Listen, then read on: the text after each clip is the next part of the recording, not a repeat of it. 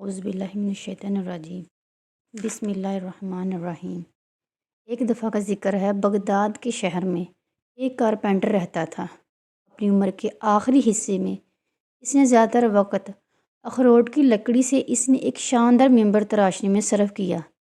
ممبر کی خوبصورتی سب کو حیرت زدہ کر دیتی تھی۔ اس کی شہرت دور تک پھیل گئی تھی۔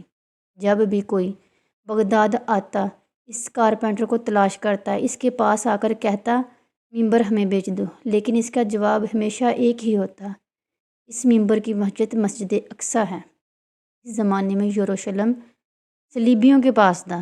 صلیبیوں کو پاپ اور یورپ کی سپورٹ تھی، جو کہ سلطنت ختم ہو چکی تھی۔ مصر میں باطنیہ فاطمی فرقہ بن گیا تھا، جس نے مسلمانوں کو اندر سے کمزور کر دیا تھا۔ ان حالات کے باعث یروشلم واپس لینا بس ایک خواب تھا، ایک ایسا خواب جو حقیقت سے بہت دور تھا۔ اس کے باوجود کارپینٹر پورے اعتماد کے ساتھ سب کو یہی جواب دیتا تھا۔ اس ممبر کی شہرت تقریباً ہر شہر میں پہنچ گئی تھی۔ جب سب اس ممبر کی باتیں کرتے تو ایک چھوٹے بچے نے بھی، جو 7 یا 8 سال کا تھا، یہ داستان سنی۔ وہ چھوٹا لڑکا صلاح الدین ایوبی تھا۔ ممبر کی داستان سنتے ہی ایک عزم اس کے ذہن میں نقش ہو گیا، یروشلم عیسائیوں سے واپس لینا اور ممبر اس کی اصل جگہ پر پہنچانا ہے۔ عراقی شہر تکریت میں پیدا ہونے والا صلاح الدین ایوبی کے والد کردش اور والدہ ترکش تھی۔ فوجی ٹریننگ میں دلچسپی کے باوجود پہلے دینی تعلیم کو ترجیح دی۔ مسلمانوں کے ایک مثالی سلطنت سمجھتے تھے، جبکہ صلیبی ایک سچے اسلامی ہیرو کی نظر سے دیکھتے تھے۔ مشرقی اور مغربی دونوں نے اپنی کتابوں میں اس کی تعریف کی۔ نور الدین زنگی ریاست نے سلطان نور الدین زنگی نے اعتماد قائم کر کے مسلمانوں میں صلیبیوں سے ایک شہر واپس لے لیا۔ جب مصر کی فاطمی ریاست کو بحران تھا، تب یروشلم کے صلیبیوں نے اپنا اثر و رسوخ مڈل ایسٹ میں پیدا کرنا شروع کیا۔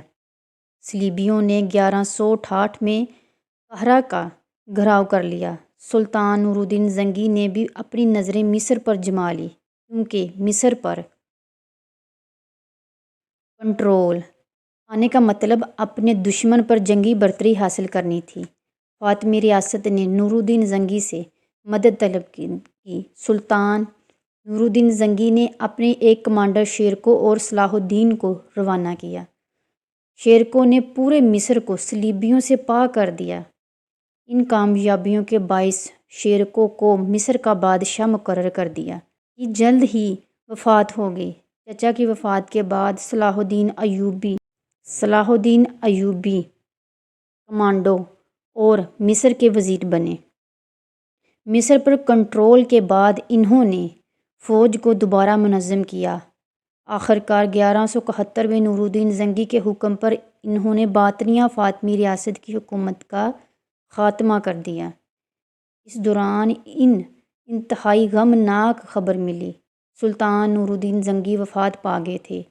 اس زمانے پر اسلامی کمانڈو کی طرح صلاح الدین ایوبی کی 3 آرزوئیں تھیں: مسلمانوں کا اتحاد محفوظ رکھنا، یروشلم کو واپس لینا اور قسطنطنیہ یا استنبول کو فتح کرنا۔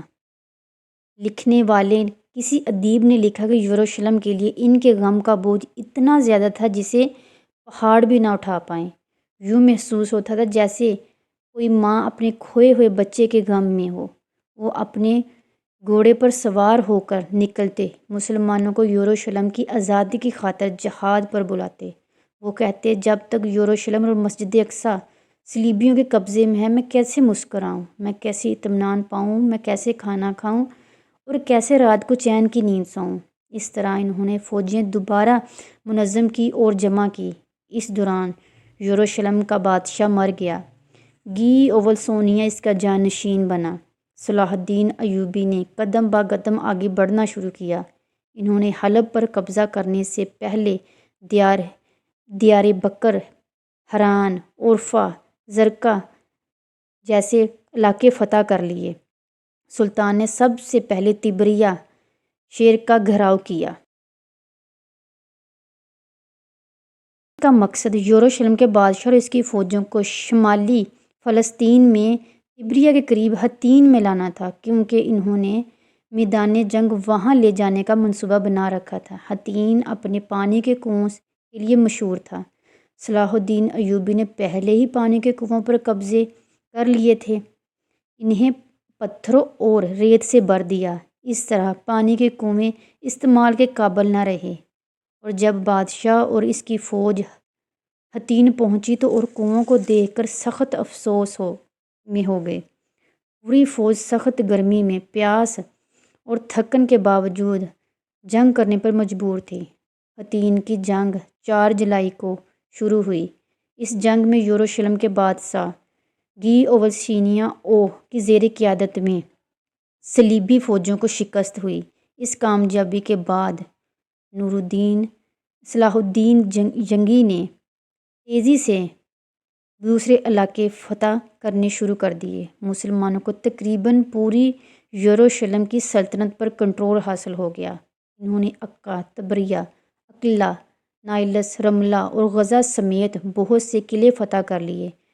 20 دسمبر کو سلطان نے یروشلم کا گھیراؤ کر لیا اور منجنیق سے شہر کی دیواروں پر گولہ باری کی۔ صلیبیوں سے یہ گھیراؤ توڑا نہ گیا، لیکن انہوں نے صلاح الدین ایوبی کو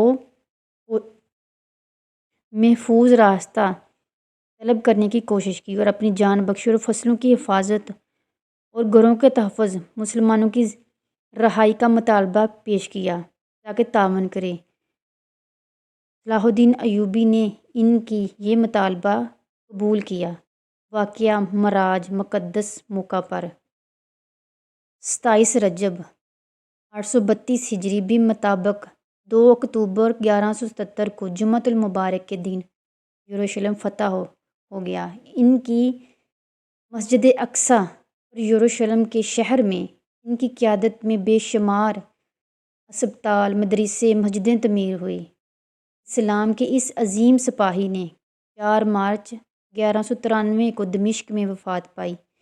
ان کی وصیت کے مطابق ان کا کفن شہر میں لوگوں کے سامنے لایا گیا اور ان کی گلیوں میں صرف یہی الفاظ گونجتے تھے: اے مسلمانوں، اے لوگو، مصر، یمن، شام، فلسطین کا فاتح صلاح الدین ایوبی آج اس کفن کے سوا دنیا سے کچھ نہیں لے کے گیا۔